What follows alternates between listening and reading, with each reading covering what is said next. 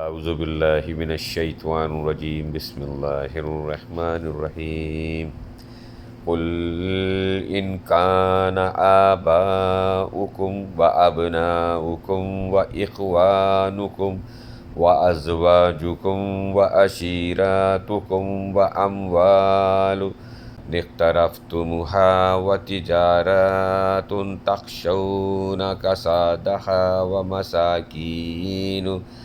व मसाकीनु तर्ज़ूनहा अहब्ब इलैकुम मिनल्लाहि व रसूलिही व जिहादन फ़ी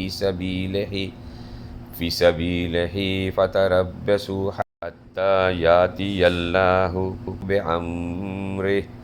वल्लाहु ला यहदिल क़ौमुल फ़ासिक़ीन। ऐ पैगम्बर,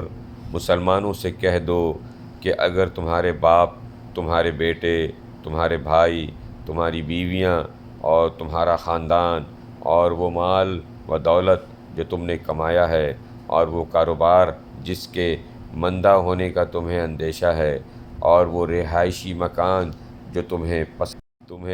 अल्लाह और इसके रसूल से और इसके रास्ते में जहाद करने से ज़्यादा महबूब है, तो इंतज़ार करो यहाँ तक कि अल्लाह अपना फ़ैसला सादिर फरमा दे, और अल्लाह नाफरमान लोगों को मंजिल तक नहीं पहुँचाता।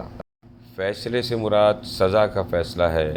इस आयत ने वाज़े फरमा दिया है कि माँ बाप, भाई बहन, बीवी, बच्चे, माल व दौलत, घर, जायदाद, तिजारत और कारोबार, हर चीज़ अल्लाह ताला की नेमत है, लेकिन इस वक्त जब वो अल्लाह ताला के अहकाम बजा लाने में रुकावट ना बने।